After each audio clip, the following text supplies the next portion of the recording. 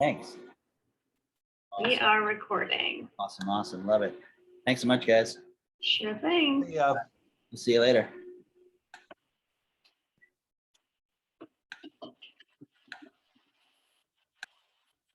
Now everyone in the public can enjoy the kittens in the background. There you go. Okay, applications in at Berkshire Humane Society. Christina's Kitten Channel. So how long do you usually have them? Like you bring them in. How long does that tend to last? It varies because these are from the feral cat program. Yeah. So it really depends on how they're doing socially, and then there's age. There's an age factor. Yep. And then there's whether or not they have room at the Humane Society once they're ready to go. Yep. There's a lot of things that factor in. Boy.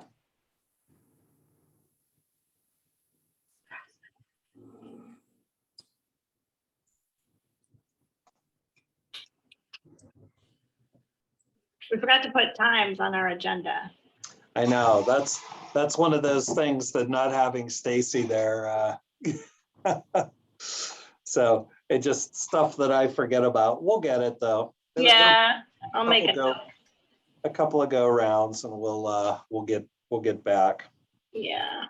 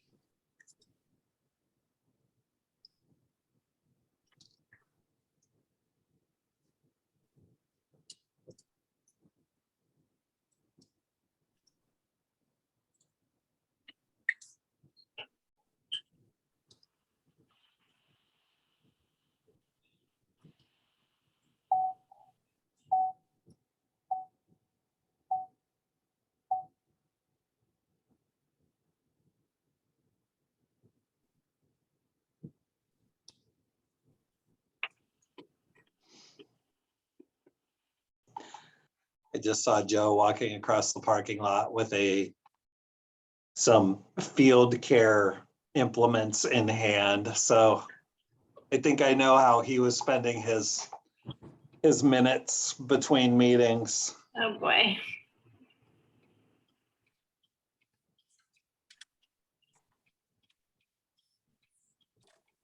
Never a dull moment.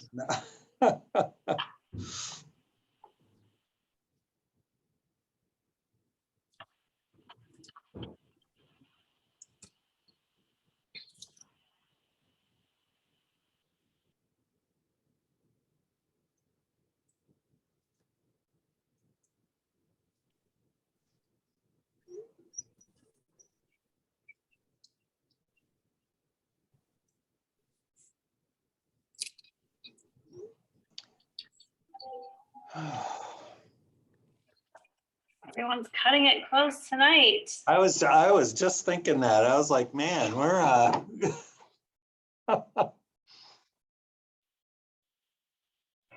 cutting it real close. They're all pulling a Curtis.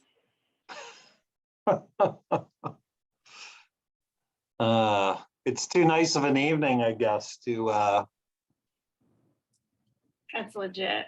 too nice of an evening to cut it short. We should do this in the outdoor classroom at Mount Greylock. That's a good idea. That's a good idea.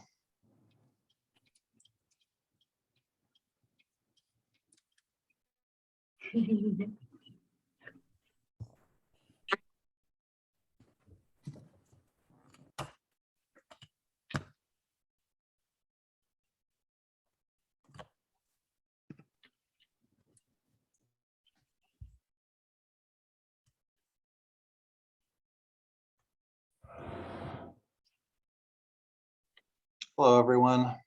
Hey everyone, Jake, I owe you emails. I think both you and Julia. I just want to register that publicly. Yeah. I got it. All right, I was about to call you on that, so it's a good thing that you made that preemptive. Hey, Yeah, come on. So this is why we start recording early? Yeah, exactly. yes, there is a public record. For the record. Yeah. Hey, Curtis. Hello. Curtis, I literally just said Sure. everyone's pulling a Curtis tonight. Well done, Really everyone. nice out. Well done. Jake, are you waiting for anybody else? Because the whole committee is now here. Joe is probably about 30 seconds away from getting on, and that would be it for us. Okay, And there's Joe. there he is. All right, then let's get started. I'd like to call the Mount Greylock Regional School District School Committee to order. It is Thursday, July 14th, 2022, 6 p.m. We are meeting remotely via Zoom. The meeting will be broadcast on WillieNet TV channel 1302, and you can find a recording on the Mount Greylock Regional School District YouTube page within 24 hours of the meeting. I will call the roll. Julia Bowen. Here. Jose Constantine. Here. Curtis Elfenbein. Here. Carrie Green. Here. Ursula Malloy. Here. Steve Miller. Here. And I, Christina Connery, am also here. Okay, first item on the agenda is the mission at Mount Greylock Regional School District. Our mission is to create a community of learners working together in a safe and challenging learning environment that encourages restorative-based processes, respect, inclusive diversity, courtesy, integrity, and responsibility through high expectations and cooperation, resulting in lifelong learning and personal growth. Next up on our agenda is public comment. I have not received any public comment, and I do not see anybody from the public on our meeting. So we can move to our next agenda item, which is approval of minutes. Do I have a motion to approve the June 8th, 2022 minutes? Moved. Curtis moves. Do I have a second? Miller, I'll second. Miller seconds. Any discussion?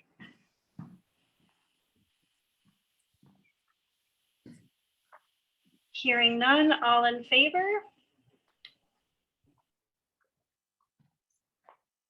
Uh-oh, do we lose? Lost. You have to- We I lost- think you're out, Christina. She's back. She's back.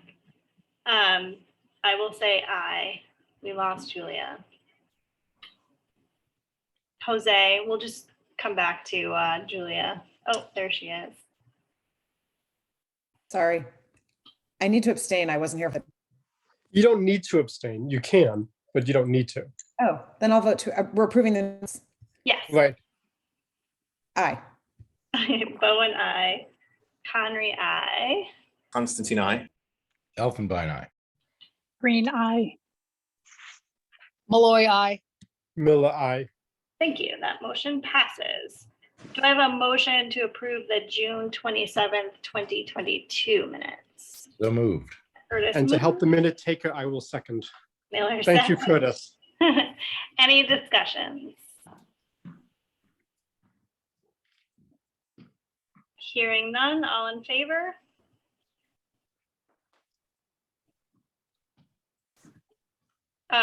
Constantine, I. Julia, you are muted. Oh, sorry. Bowen, aye. Connery, aye. Oh, sorry, I was having all kinds of technical issues. Constantine, I.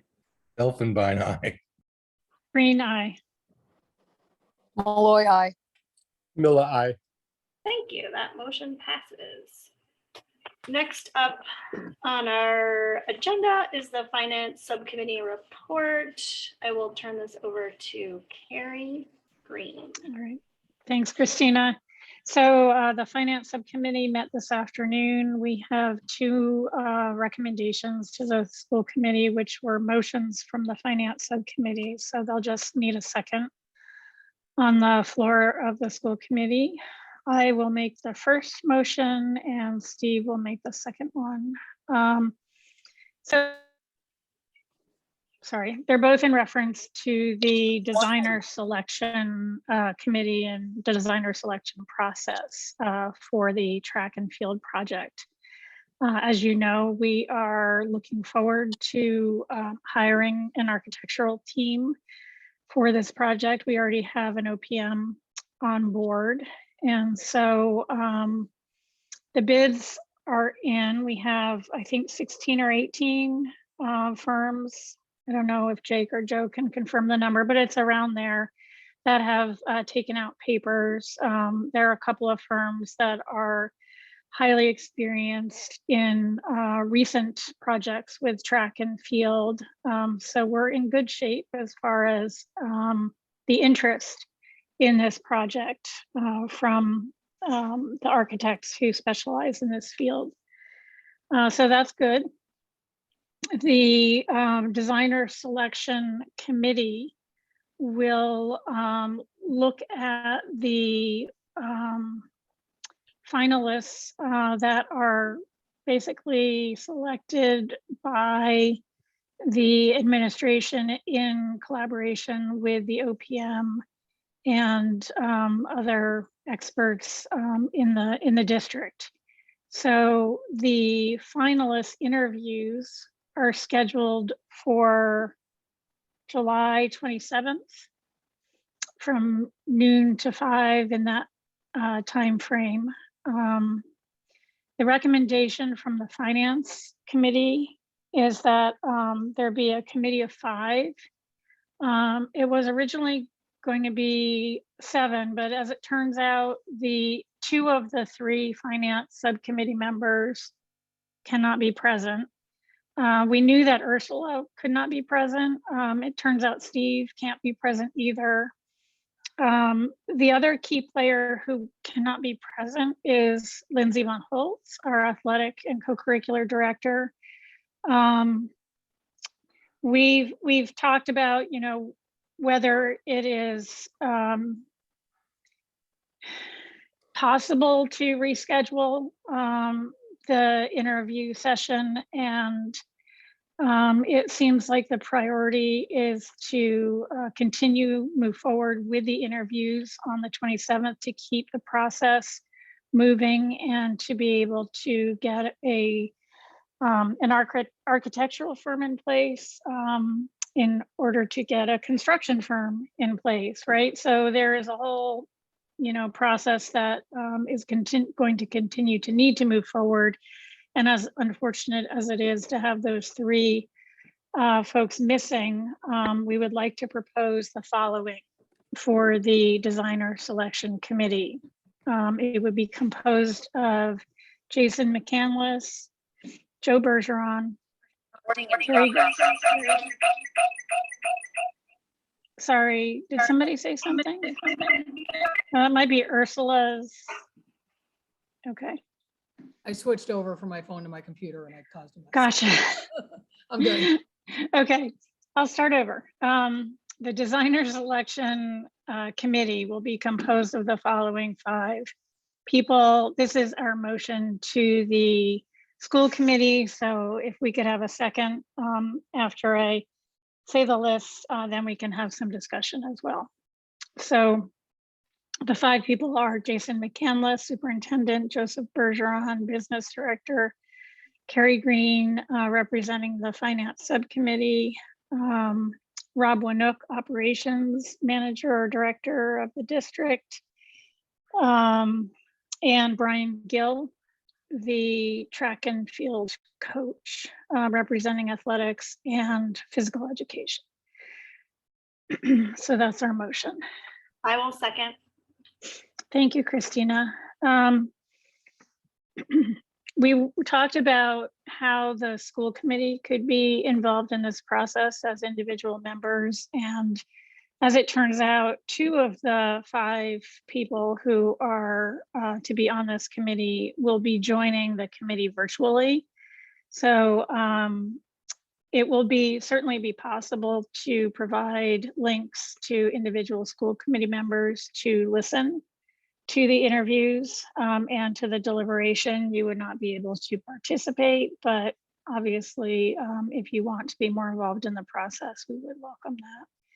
So you could just let, I'm going to say Jake know, because Joe is one of the 2 people who will be on the road. Brian is also away, but knows that he can participate remotely. He's done this before. So that's the deal. Are there questions or concerns? Julia? Apologies, I'm clearly having some network issues this evening. I'm now on my phone. And I missed the total of all the people. I heard Brian, Jake, Joe, and who are the other 2? Yeah, so the other 2 would be me and then Rob Winook. Okay. Yep. So I think as Steve mentioned in the finance committee, it's a pretty wide, I mean, we represent a pretty broad spectrum of interests and experience with, the district and the needs of the district and the goals of this project. So yes, Jose. Thanks, Carrie. I've got some detailed questions, but I think I'll just start off by just asking you if you could walk us through what the sort of, the big picture process, how that's going to play out. So on the 27th, the design selection committee will start the interview process. So are you talking about the process for that day? So trying that's to actually the second, we have another motion, Jose, which talks about the authority of the designer selection process and designer selection committee in relationship to the school committee. So if that's your question, that's actually the second motion, but are you talking about after the architectural firm is selected? There's so many questions whirling about, it's hard to know which one to ask, but maybe the big one is this one. And I don't know if this is better asked when we discuss the second motion, but what can we expect the design selection committee to do? What are they going to do for us? Okay, so the designer selection committee is going to recommend a ranking of the, it's really the second motion. I'm hesitant to go into that. Well, I guess I can go into the discussion of the second motion before the motion is made. If it helps, I think I'm confident. Do you want me to just state what the second motion is so that they're both without out moving there? it? Without moving it? Sure. Can we discuss, how does it work? Can we discuss the second motion without voting on the first, or so what would you prefer me to do in terms of this? Well, it's been moved and seconded, so there should be a vote before another motion is made, but Steve can read the language of the motion without making a motion. Exactly. So let's just do that. Exactly. So the next motion is a vote of 2/3 or more in favor of the design team would lead to the administration immediately conducting negotiations with the top ranked, and if necessary with the subsequent design teams. Otherwise, it would return to the full school committee.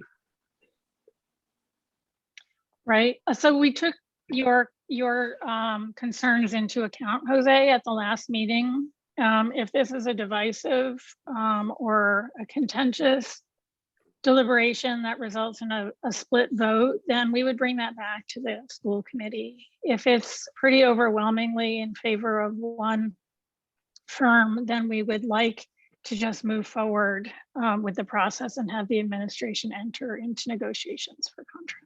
Okay, so going back to this first motion, the makeup of this designer selection committee, just so that I can appreciate what each of these individuals, we're asking them to do in this committee. There are some steps between here and, the ending, but ultimately one possibility is that the designer selection committee could be in agreement about who their top firm or top bid might be. And then it sounds like from the second motion that will be read, well, more formally moved, seconded, I should say. That then allows the administration to immediately go into negotiations. Is that right? Yes. Okay. It's hard to know. There's so many questions about the process. I don't know. Maybe I'll wait to ask those questions when we are discussing the second motion. So I think they're better left for them. We tried to split it into two natural parts, where the first part is who's going to be the committee to evaluate. And then the second motion is, once we have that evaluation, what do we do with it? And we settled on the 2/3 because if it has 2/3 support, this is or more, this is pretty overwhelming support. But it's really, we tried to split up into two separate things to discuss. Okay, and then maybe as a quick follow-up, just there's some concern about the composition of the committee, which I know is a result of just conflicting schedules. Do we have, or does the finance subcommittee have a sense of how, or whether Lindsay Von Holtz, the director of athletics, is happy to proceed in this way? Or is there a way for her, presumably there's no way for her to be a part of this process? She relinquishes her ability to influence the process to the committee and to Brian, who effectively is representing athletics. Is that correct? Let's have Jake speak to that, because he's spoken with Lindsay about it. Yeah, Jose, I spoke with Lindsay previous, and then we had another conversation just this afternoon.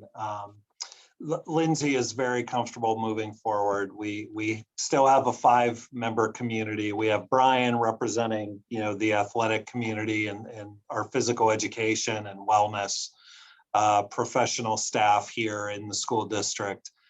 We also have, Skanska helping us sort through what we learned from the interviews and bring to the table their experience in working with most or all of these architectural firms and design firms that we're looking at. So Lindsay, of course, wishes that she were in a position to do this, but totally understands our timing. We totally understand her family needs and her inability to be there. And she's perfectly comfortable with us moving forward with her not being there. And that's actually an important thing that I left out of the discussion, which is that we will have 2 members of our OPM team present for the interviews and the deliberation. And that's John Benzinger and Aaron Singer. Steve? Yeah, I was just going to follow up that, first, Brian has been to meetings, over the years, discussing this. So this is, a person who's been involved for quite a while and knows what's going on. And the second, as Jake just brought up, this is very similar to the committee we had when we were making decisions about what our COVID policy should be, where we had medical experts from the community coming. They weren't on the committee with a vote, but they were there to provide their expertise. And we will be having that as well with the 2 people available for deliberations. So I'm very comfortable with this.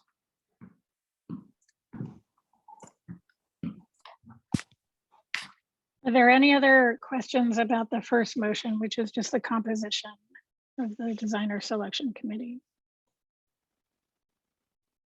No. All right. Christina, are you okay moving forward with a vote? Yes. All right. So roll call vote. Bowen, aye. Conry, aye. Constantine, aye. Elfenbein, aye.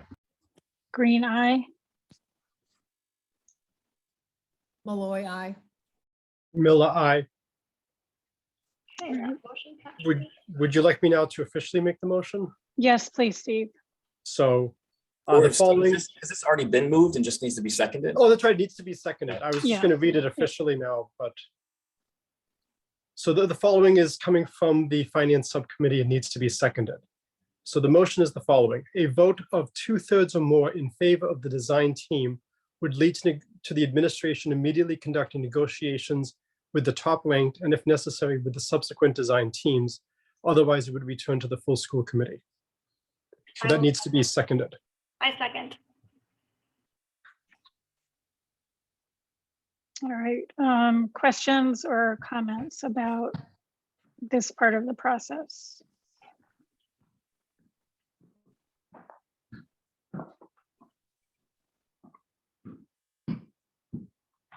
Yeah, Jose? Yeah, I was just waiting to give a chance to see if folks wanted to type in. Could you then, Carrie, provide some detail on how we get from what the process looks like and getting from where we are now to ultimately, I know there's some certainty in terms of how when and how the administration will enter into negotiations with the firm. But could you just walk us through, you know, what folks can expect to happen next? In essence, I mean, some questions would be, you know, or a reaction to the number of firms that have either declared an interest or have formally bid. It sounds like there's between 16 and 18. Will there be an initial, you know, short listing of that, so that, you know, those are the kinds of questions I've got. Right. So I think either Joe or Jake could speak to that. And Joe, do you want to take that? Sure. So all submissions are due on the 21st. The course that we've been on is that on the 21st, the OPMs, Jake, Rob, Lindsay, if available, Brian Gill, if available, will review that selection of submissions and determine 3 finalists. Those 3 finalists will be the ones who hopefully appear on the 27th with the designer selection committee for in-person interviews. The criteria that will be used to determine first who will be the finalists, and then most likely which finalists will be ranked higher than others, will be a combination of recent relevant project experience. So who's been doing tracks and fields similar to the one that we are trying to build. That will be the single largest of the criteria. And then there are a lot of baseline criteria beneath that, which is just, are they fully licensed? Do they have the team that is necessary in terms of design, engineering, and so on? Do they have any issues with their compliance with state requirements, things like that? So there's a foundational level of hurdles that we need to make sure anybody who gets in the finalist pool will have passed, and then it will be a review of who's done the most relevant recent projects. And Joe, I have a question about the number of people reviewing the documents. Now that we have a committee of 5, if we have 4 of the 5 people, kind of narrowing it down, that's a quorum of this committee. I just wonder if we should just have the whole committee meet to do this, and then have the whole committee meet to interview. you can, that's certainly an option, and that's in front of this committee if that's, so whatever course. I would probably honestly not be able to make a posted meeting on the 20th, but I also have full faith in any full set or subset of that group. Mm-hmm.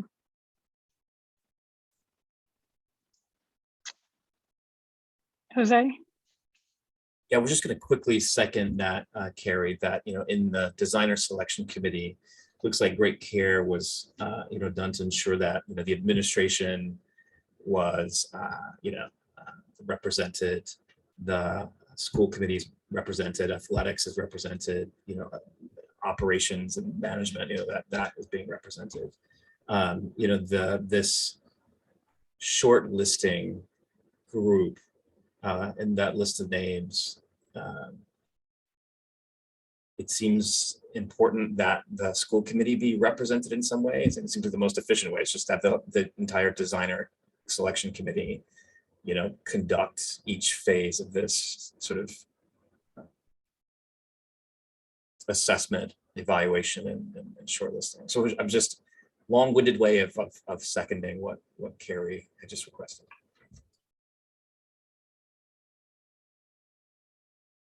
So maybe it's worth talking about how we did this for the OPM, because the school committee was not involved in the shortlisting of the OPM candidates.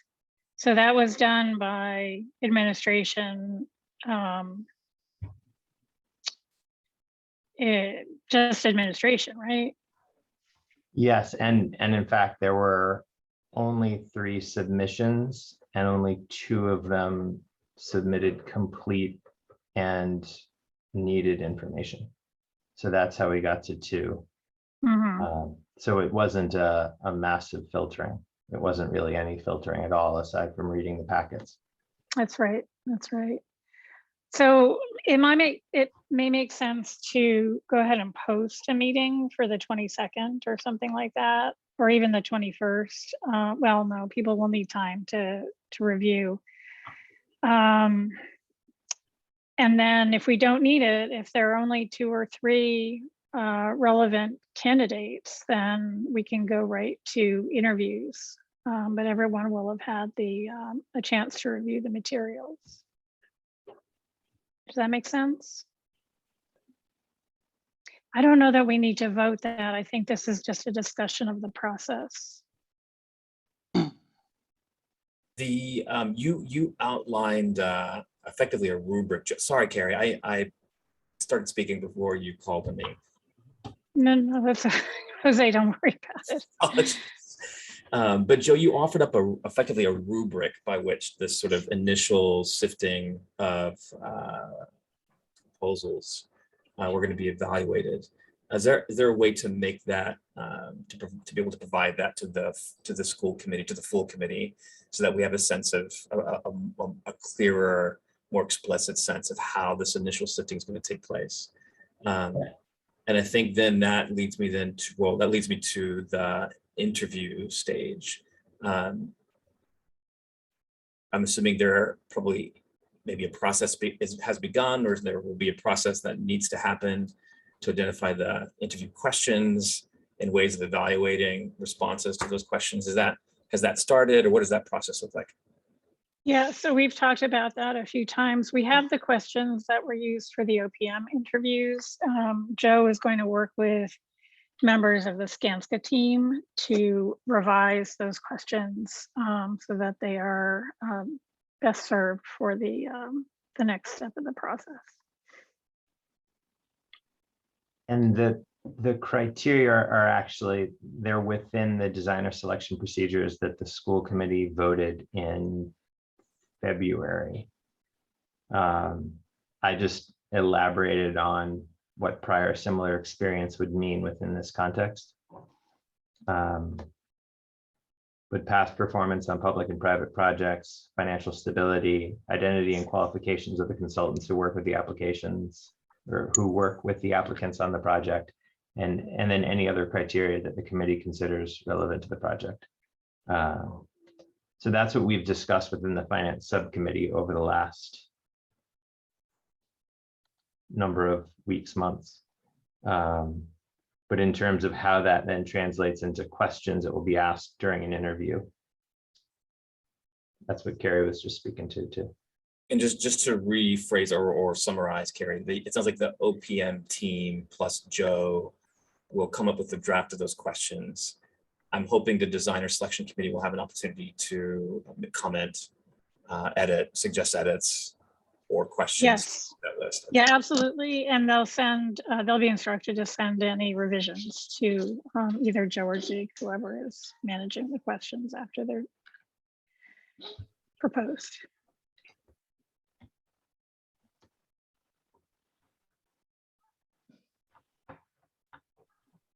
Any other questions or concerns?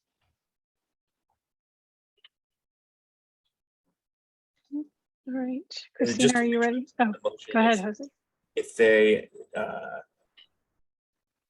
I'm hearing Stephen's voice in my head here, but the motion is that if 2/3 or more of the designer selection committee agrees on a final, of a finalist, that then allows the administration to begin negotiations. That's what the motion That's says. Is that correct.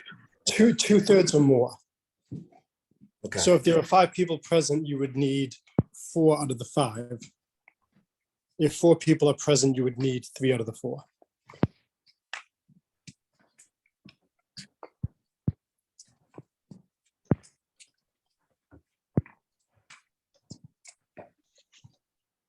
All right, Christina, are you ready to move forward? Oh, Jose, do you have one more question? Yeah, the final question. This process will take place, well, potentially very, very quickly. Is there a way for the school committee to be informed of the outcome of this process? Is there, is there a way for us to kind of, other than like, tuning into the meetings, for us to be informed of how, with regards to how this process is played out? Yeah, I mean, we'll be voting that day. So the meetings will take place on the 28th. We'll vote after the interviews, we'll have a deliberation vote, and then our superintendent can inform the committee of the nature of the vote, and then we're going to assume a successful negotiation unless we hear otherwise.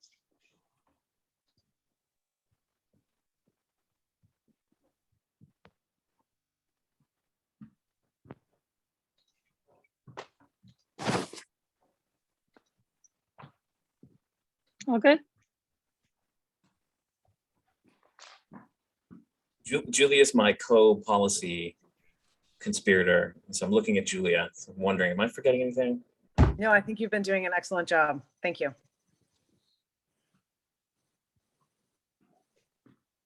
Okay, I think we are ready for a vote. All in favor? Bowen, aye. Conry, aye. Constantine, I. Elfenbein, aye. Green eye. Malloy, aye. Miller, aye. Okay, that motion passes.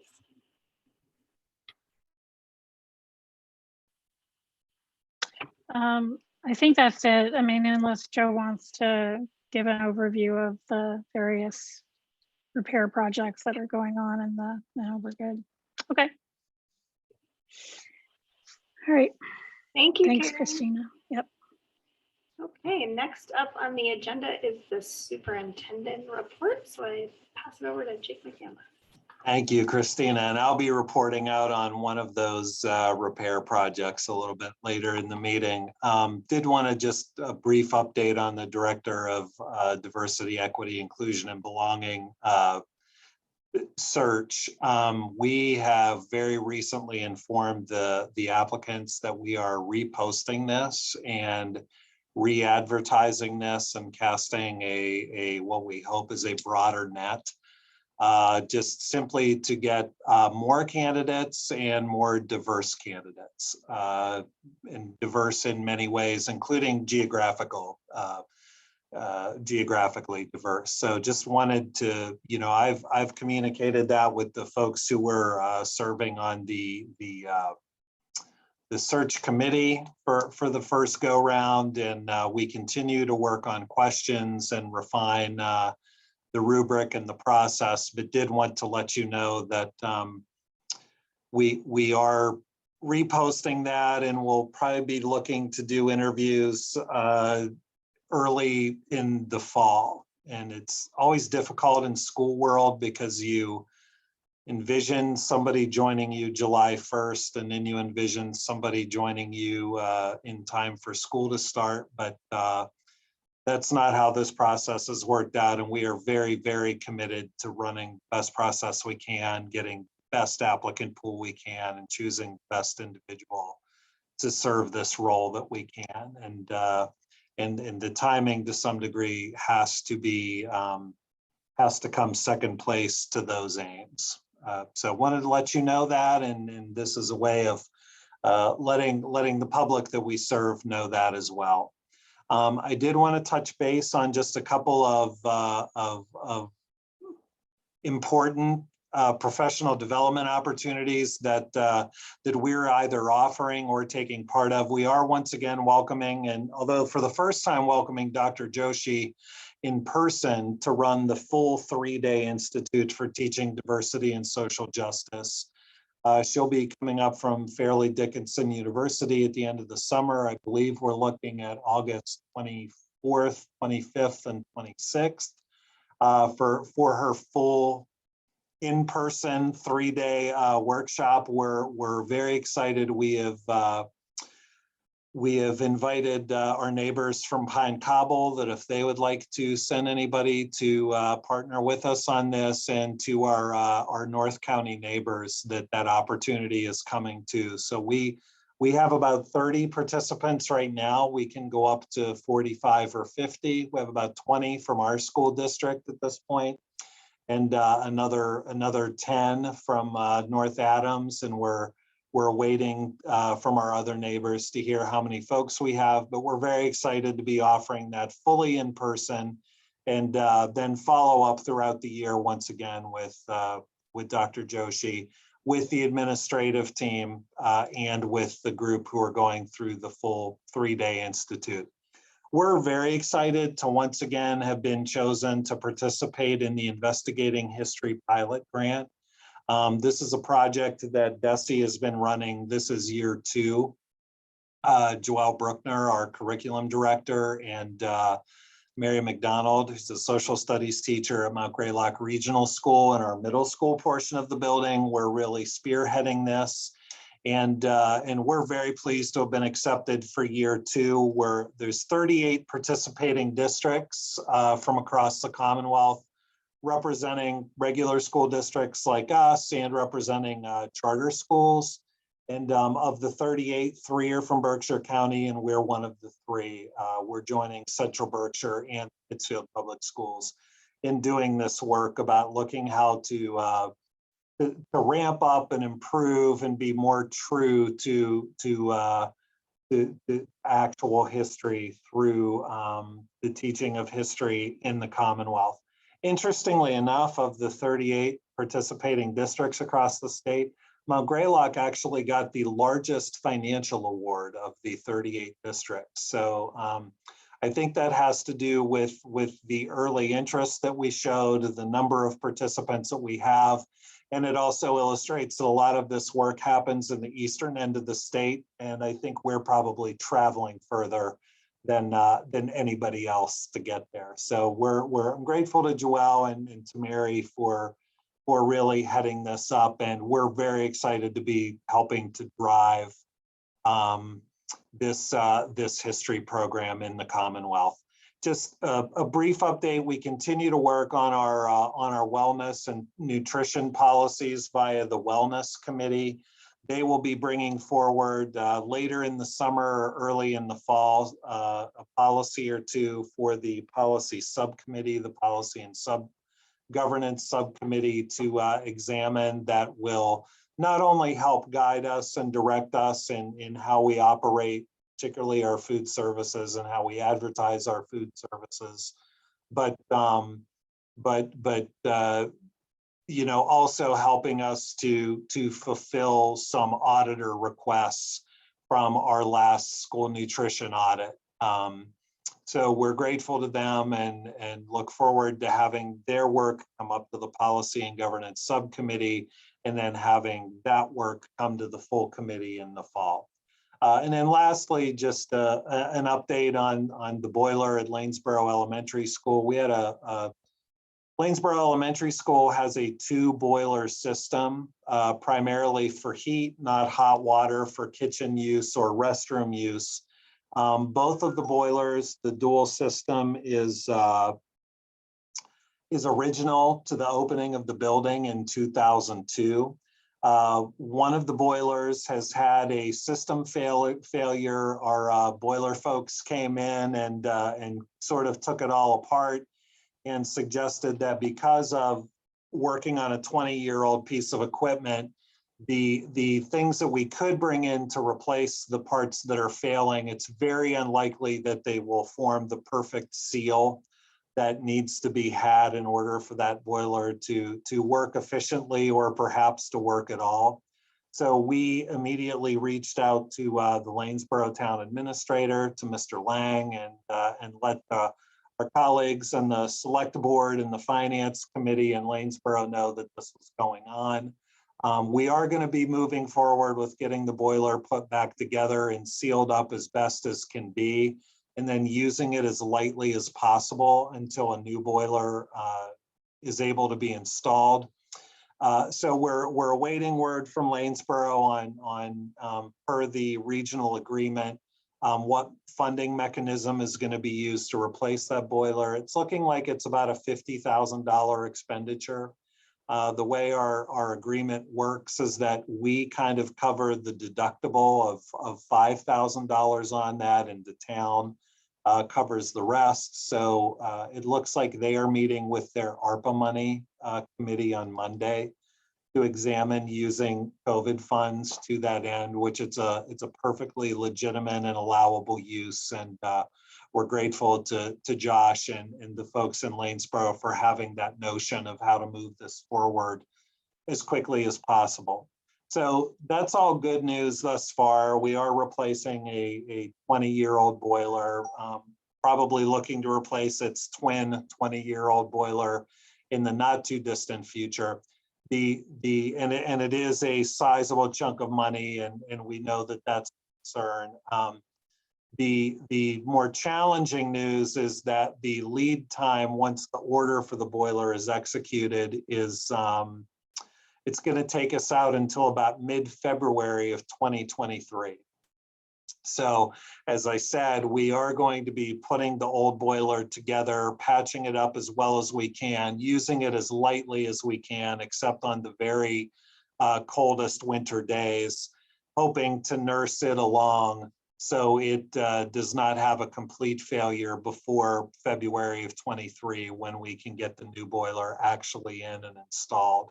And that's just kind of another chapter in how supply lines are continuing to sort of haunt many industries. So we will update you on that via email as we proceed with finding out how that's going to be funded and when that's going to be moving forward. Carrie, do you have a question on that? I do. Thanks, Jake. Sure. So I guess my question is, what is our backup plan if this boiler just can't do it and the other one fails? Are there heating units that we can bring into the school that we know of that would be safe to use? We are taking the word of the contractors that we use on the boiler that they can get it patched up, and we will put it through many tests before cold season comes. We are looking at allowable by building codes and DESI and the fire authorities in the state and locally in Lanesboro, with whom we have a great partnership around what some acceptable plan Bs might be, or plan C or plan D in the absolute if worse comes to worst in that case. So we do not have plan B and C ready to roll out and to speak about, but we are investigating what would be allowed to make that happen. Okay, Because thanks. that's really the key question, Carrie, is so if things don't go to plan, what do we do to keep school moving forward, comfortable for kids and staff? Right. I mean, given what we know about supply chain issues, it's quite likely that February will turn into something in the distant future. So, That's very true. And it's likely that whatever plan B and C and D are may have their own supply chain issues that Yep. we realize that the clock is ticking on that. Yep. Any other questions, concerns about that? Jose? Yeah, thanks, Jake. No, my one question was going to be the question that Carrie just asked you, the sort of the worst case scenario, and it does seem alarming that we that the situation could get bad, and we don't at the moment know what those plans B, C, and so on will be to keep our kids learning and our kids safe. Do we have a sense of whether this came as a surprise? Was this, so how did this unfold the way that it did? Do we have a sense of why things played out the way they did? And can we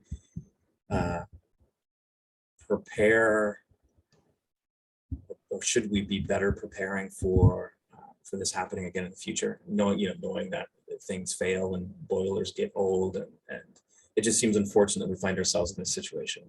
Yeah, agreed. Joe, do you want to weigh in on that? Yep, the ideal would be that we have a pool of funds always available to use for situations like this. In terms of this situation in particular, the boiler had a minor leak in the wintertime. The HVAC contractor and the manufacturer had come out and addressed it. During the post-season kind of breakdown of things, cleaning of things, they recognized that potential leak had expanded significantly, which is something where they said these boilers typically last 20, 25, 30 years, somewhere in there, depending upon the quality of the water, the maintenance routines, all of that. So there was no perfect crystal ball for this, but picking it up at the tail end of the season as things were able to be taken apart was really the best possible situation given the circumstances. Just to confirm the maintenance routines and the upkeep of the boilers, we were doing what we needed to do as a district. Yes. And this is just a matter of boilers aging. Yes. The pot of funds, Joe or Jake, I'm apologize. I think I might have been interrupting one of you. I just wanted to ask to follow up on that question. Could you speak more about what that pot of funds, if available, could do? Both with regards to either improved or sustained maintenance, and then also potentially the replacement of infrastructure as infrastructure needs to be replaced. Yeah. So in an ideal world, there would be enough money available that we could preemptively replace things significantly before any point where them failing was at all possible or at all likely. But that has not been the way we've been able to operate. So in an ideal world, yeah, we're just way ahead of expiration dates for any and everything. The next best thing is to be able to respond to situations quickly when they happen with funding that is already confirmed and in place. The third best situation is to have a partnership with the town where the minute something happens, they're able to respond quickly, know a potential solution, and work with us, which is what we've been able to do here. Josh and Jake have worked together since the problem was first spotted, and it's been very good so far. In terms of having funds available, no town typically wants you to go on ahead and appropriate money and say, this is just a contingency fund, but I want to collect these taxes anyway. But in an ideal world, there would be additional funding that was already earmarked for this kind of situation. And depending upon a town's free cash, that would be the next place that you would potentially dip into. or a reserve fund that a finance committee keeps. The ARPA funds right now are clearly the best solution because they are short-term, they are available, they are very much geared towards this type of work. So we're fortunate that we've got this immediate path in front of us. And then follow just a very last question. The Williamstown Elementary, it appears to be in a different position because of funding that exists and has been funding that exists because of the college. Is that correct? So Williamstown Elementary is in a different position with regards to, you know, support of its infrastructure and maintenance of its infrastructure. Williamstown Elementary does have the gift that the college gave to Williamstown Elementary 20 years ago. So yes, that it's a very different, very fortunate setup to have there.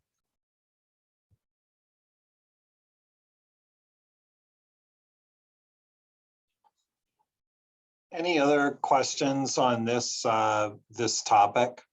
So we will keep you updated. We are grateful for, as I said, Josh Lang was just right on top of this. We spoke the day we found out about it, and we're grateful for all of these partnerships with our member towns, and grateful for Lanesboro's work in moving this forward. And have asked some of the same questions that were asked here tonight. Before we wrap up this portion of the agenda, I would like to say some of us were able to gather right before the school committee meeting to thank Stacy Vijard, who has been the executive assistant to the superintendent and to the school committee, and kind of all around do anything for anybody in the school district for the past 3 years. She did COVID testing every Tuesday of the last school year with our middle and high school students, and for the second half of the year took over some of the stuff that Joe was doing to get our deliveries ready to our tests ready to go to Boston. And in between those testing Tuesdays, Stacy just did so much for so many, and I know each of you has your own experience with Stacy and the vast repertoire of knowledge and expertise she built in 3 short years of entering this world of school committees and Commonwealth public offices. And I could see within about 2 or 3 months of getting here and getting to work with Stacy and finding out she had spent the 20 years as an elementary teacher in a parochial school, I started to see so clearly that what her head and her heart both really desired was to be back in school with kids. And if you ever had the opportunity to see her with students, whether they were 12th graders or kindergartners, it was just as clear as the sun on a bright day that's where she belonged and where she wanted to be. And sad for us, but wonderful for the children who are going to have her for first grade next year at Bennington Elementary. Stacy has resigned from her position here and is going to be starting as a school teacher in Bennington. And very, very grateful to Stacy. And I know I speak for all of you and certainly for all the administration when we say that. So to those of you who were able to make it today, we know the timing was just brutally difficult. Thank you for coming to help celebrate Stacy, and she will be here for another couple of days next week. If anybody wants to send an email or stop up, please feel free. So with that, that's a wrap up of the superintendent's report for tonight, and we can move on to the next item, Christina. Okay, thanks, Jake. You're welcome. Next up on the agenda is the annual overview of proposed agenda items for 2022-2023. And Jake, you can probably talk about this a little bit more, but this was something that we went through pretty extensively last year and we reviewed with the committee last year. So I think this is really just some tweaks on dates based on the current school year. Yeah, and we really just, we did spend some time with this last year. Clearly, some folks had spent time on it before this emanation of the school committee was seated and before I was here. So we just like you to kind of have a broadish overview of what's going to be happening each month in school committee world, and then also I found it very helpful last year going through my first full year to just see this, and particularly from those of you that have been longer term members on some variation of the school committee or another in our two towns to hear like what needs to happen when, and with some of these, the why. So this doesn't require a great deal of conversation. If you don't wish, you can certainly take a look at it and provide individual feedback to me about, maybe it would be good to do this at that point. Clearly, there's things on here that are very specific, driven by law, driven by town charters, driven by our regional agreements around budget. But we just wanted you to have this. So we wanted the folks who we serve at home to have this available to them in the minute, so they can kind of see that there may be points at which they're more interested rather than less interested in participating in a meeting. Happy to talk about this as much or as little as you want. Julia? Thank you. So I love this, and I love for the public and for us to know what's coming up. And I think you're right. A lot of this is like what's happening on the administrative end, but the areas where I feel like the school committee wants to or should have that our focus is, one is on school committee goals. And I think after we approved this or discussed this last year, we adjusted our timeline for looking at our goals. So I see that listed in August, but I think we actually said we would tie it more to the election cycle. And so that feels like that should be in October, which is a full meeting. So we may want to see if anything can be moved, if at all. And then the other one, if you could, one of our major responsibilities is superintendent evaluation. And so I just wonder if you can speak to where you see that fitting in. Yeah, I can. And Julia, after you jogged my recollection on that earlier this week through an email, which I, even if my email response didn't indicate that I appreciated it, I appreciated it. So in my contract, actually, I think the timing of when that happens from the state's perspective is really up to a locally elected school committee. My contract actually says that it is to happen prior to July 1 of each year. And I don't know, that had escaped me as did several pieces of my contract, but I think I have that as a proposed item into Jose for the policy and governance subcommittee to take a look at, and maybe having that subcommittee be the driver of that process and then include the full committee. So that, I believe, will show up on our agenda for our meeting on the 20th and then we can really figure out what, I think it's in my contract simply. In some ways, I think it's, that July 1 happens to be the around the time that the contract also expires. So, like selfishly, I would much rather have it be a September, October kind of thing.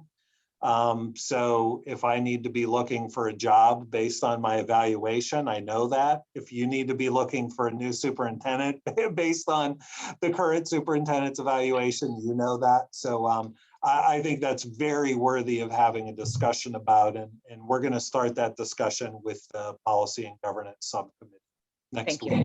Thank you. Carrie? Yeah, thanks, Jake. So I was looking at the March 2023 list, and it looks like these might just be typos, but in the previous month, we talked about the FY24 budget. And I think in March, we're also talking about the FY24 budget. So You're those right. should just be Thank you. corrected. Yep. Thank you. And is the via Zoom an actual plan, or is that left over from? I think that's probably a left. I mean, that will depend. It's Well, yeah. but of course. it is a leftover. Okay. Thank you. We'll talk a little bit about that, whether Zoom will continue to be a useful tool in a couple of minutes. Thank you for catching that. And if anybody finds anything else that is just kind of a typo / oversight or something of substance, just email me individually, and we can update this, and we can bring it back and share the updates and make sure the updates get into the school committee packet as well, so it's available for the public. Anybody else have, Julia? You're muted, Julia. Thanks. It's hard to do this from a phone. Yeah. I wonder if it could be, in order to make it more accessible to the public, I wonder if it can be not just in one of our board packets, but a separate attachment or a separate link on the website. Yep. Yes, we can do that.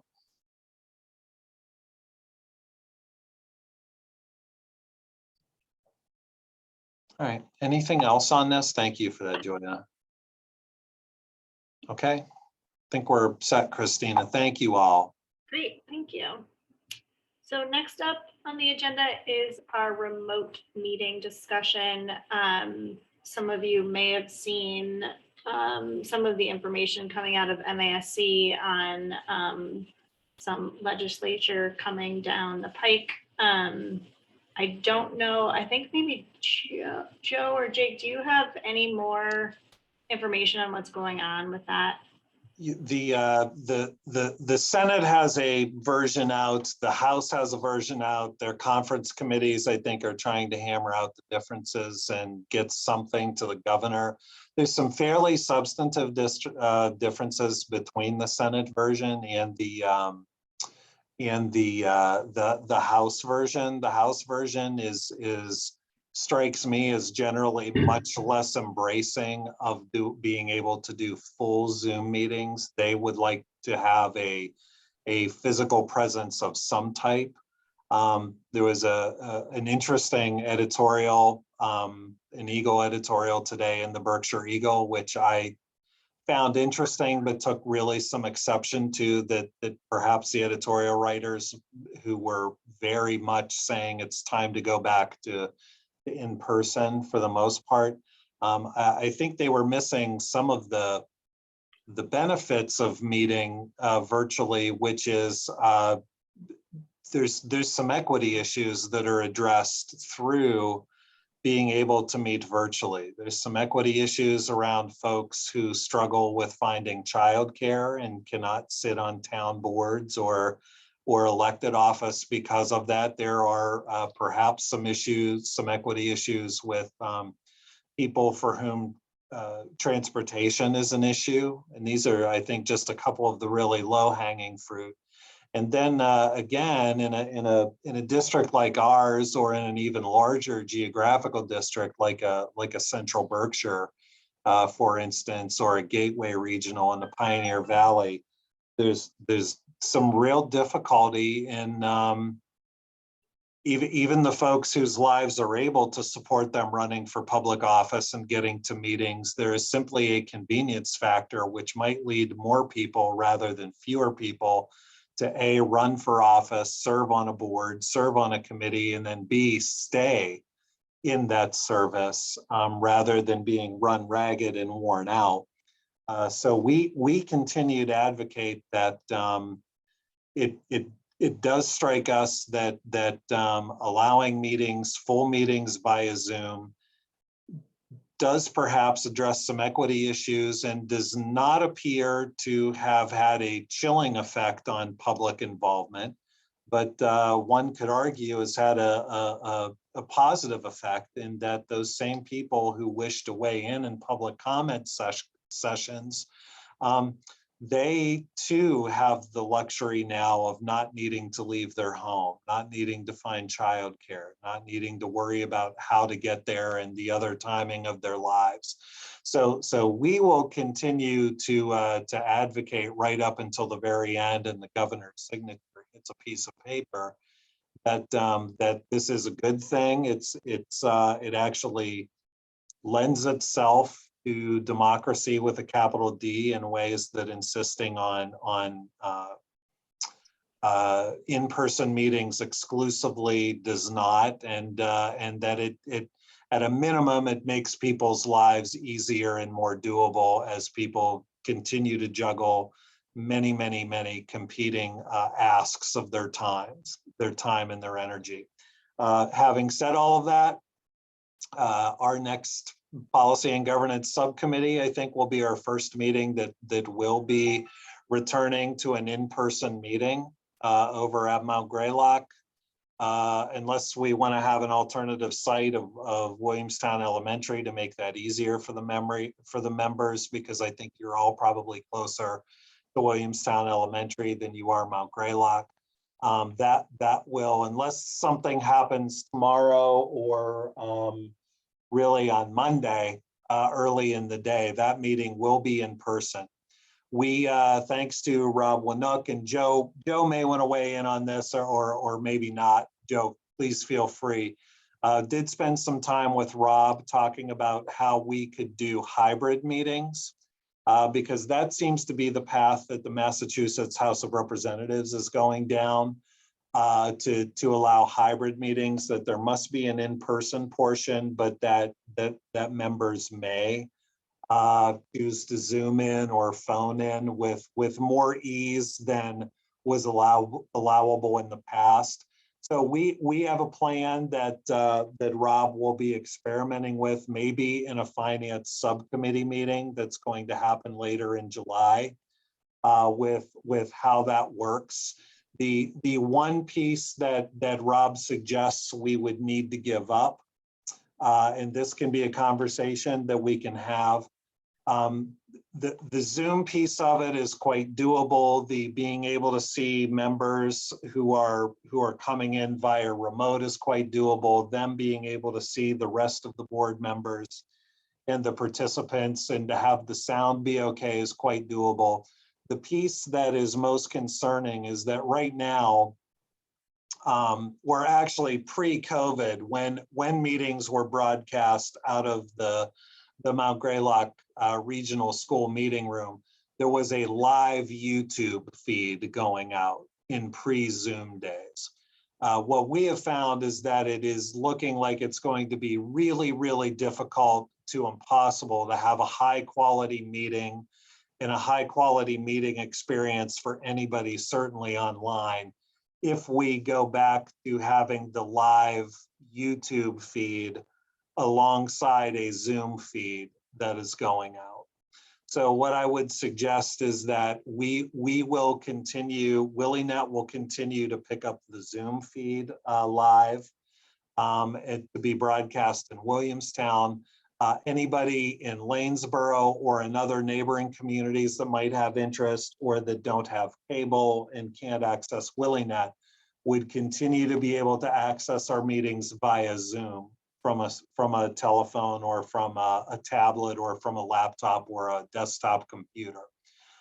So I wanted to check in with you and make sure that losing the YouTube live feed was not going to be too big of a concern for anybody, but thanks to Rob, and we're getting ready to.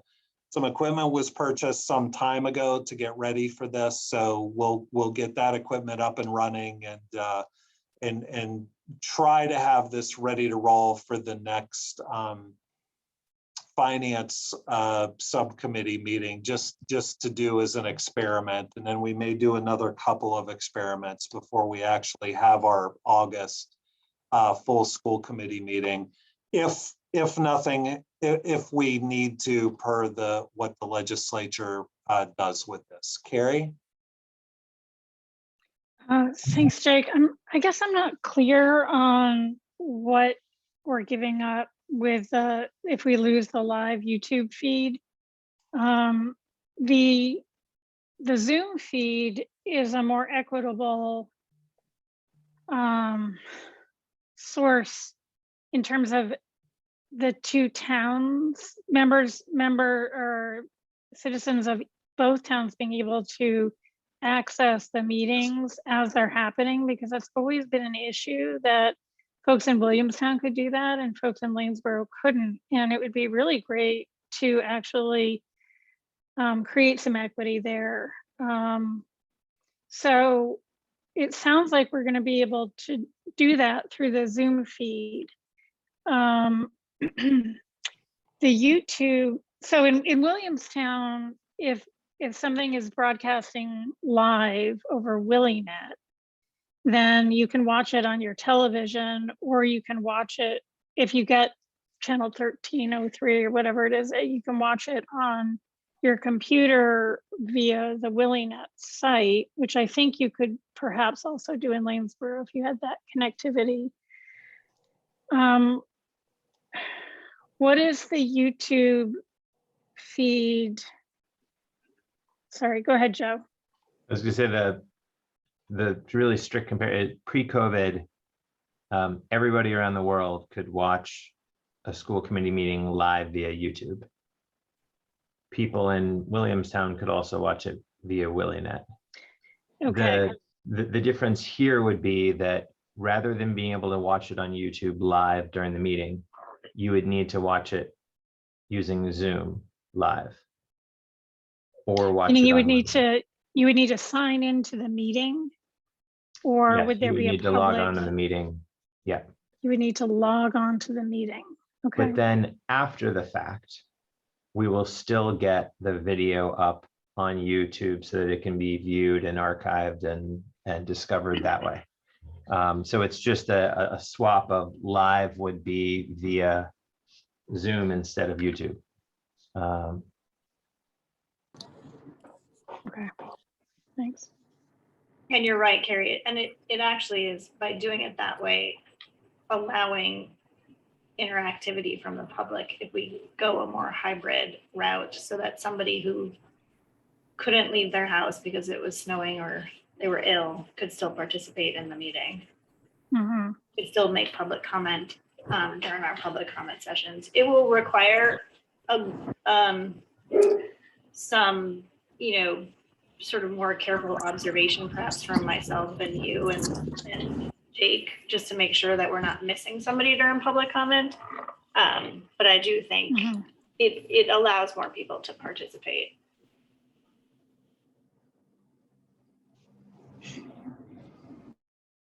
As a member of the public, it used to be very intimidating to have to come into a school committee meeting and sign up for public comment. In some ways, I think it's easier for people to do it via Zoom from the comfort of their own home, because people can't see them sweating.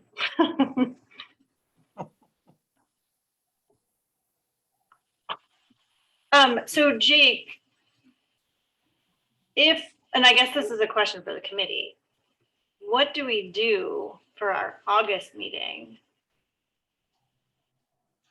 I think we need to if there's been no action from Boston, the order allowing us to do what we're doing right now expires tomorrow, I believe. Right. July 15th is the final day. Yeah. So we will be keeping a close eye on the MASC website and on the Attorney General's website and on the folks where this will be coming out. But if nothing happens between now and our August meeting will be in person.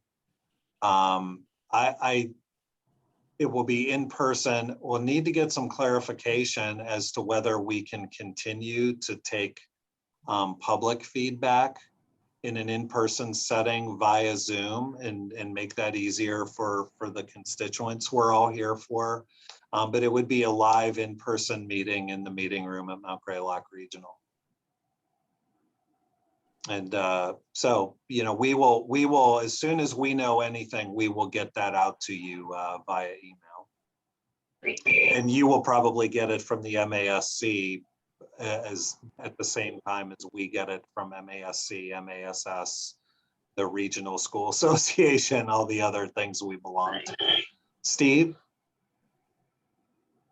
Oh, you're muted, Steve. I just wanted to say, if we go back to an in-person meeting, I assume that our old policy on remote participation kicks in, where we have to have a physical form present, but other people can remotely enter. Yes. I think there was some talk in some of the possible avenues that things could go, that you would need to have less than a full quorum present. But for August, we should plan on making sure that at least 4 of us are present. I think we would, thank you, Steve. That's a great point. I believe the variation that's out there from our House of Representatives would suggest that you could proceed in the absence of a physical quorum, but you must have some in-person representation. And I think they, in the case of municipal boards and regional school district boards, that threshold is higher, I believe, than what they were holding themselves to do that. I think they had to have 1 member physically present in the House in Boston, and others could join in. So we will get clarification on that, but I think it would definitely be in our interest and the public interest to make sure that we do have a physical quorum for the August meeting. And like I said, any twists and turns along the way, we will get out to you, and then get out to you the final the final call when the legislature has done its work and the governor has done what the governor's office is going to do with it. Thank you. And I'm sorry, and then, you know, Jose, we can figure out via, but between now and Monday, when we need to post the agenda for the 20th, we can figure out, do you want to do it at Mount Greylock and just get into that habit? Do we want to do it at Williamstown Elementary? We can figure that out among us. So thank you, Christina. Thank you. Does anyone else have anything they want to add to that discussion? Okay, so next up on the agenda are upcoming meetings. We have a policy and governance meeting on 7/20. Whether it is remote or in person, it's likely going to be in person. Finance subcommittee meetings on July 28th and August 11th. And our next full school committee meeting is August 11th. I do not have any other items for discussion. If it's okay, I just want to just make sure that we actually would be able to have a physical quorum on the 11th if needed. I can come in person on that day. 2 people. Yep, I will be around. 3 people. Do we have a 4th person who can make it? Okay, we're 4. Okay. Otherwise, this would be a time to talk about rescheduling the meeting. Well, is it the 11th, just to confirm? August 11th is what it says on the packet. Got it. That's my anniversary, so I will likely not be present virtually. So you can bring the whole family in person. Does the same rule apply for subcommittee meetings? Some need to be in person and some can be. If that's the way the rules move forward, yes. Yeah, but it would allow, even the House version would allow for, you know, for remote participation with less need for pre-approval than the current system and the current policy. So it still allows for flexibility that I think would allow us to maintain the expertise that we have and not have it rise to major inconvenience. What's nice is for subcommittees of 3 people, if you have a 1/3 threshold, that's just 1 person. Yeah. Not to muddy any waters, but I also am not going to be here August 11th. And So Julia, I think, may have an issue on, I'm out August 11th. so maybe we should reschedule. It sounds like we will have a quorum because you'll have 4. Nobody's injured. And nobody- the agenda looks really light. yeah, I think we should be okay. Cool. Yeah. I get it. It will be an intimate meeting. We'll ease back into in-person, perhaps. Okay, any agenda requests? Okay, would somebody like to make a motion to adjourn? So moved. Julia I'll second. and Steve seconds. Curtis, you failed. I know. I was lost in thought and I missed my shot. I apologize. Okay, the end of discussion. All in favor? Owen, I. Conry, aye. Constantine, I. Elfenbein eye. Green eye. Malloy, I. Miller, aye. Thank you. That motion passes and we are adjourned at 7:20 p.m. This might have been a school committee record, so I applaud all of you for your succinct questions and thoughtfulness. Thanks, everyone. night. Have a great As a night. mathematician, I'm now calculating most efficient meeting in terms of agenda items and time elapsed. Items per minute. Items per minute, exactly. Minutes per minute. Yeah, minutes per minute.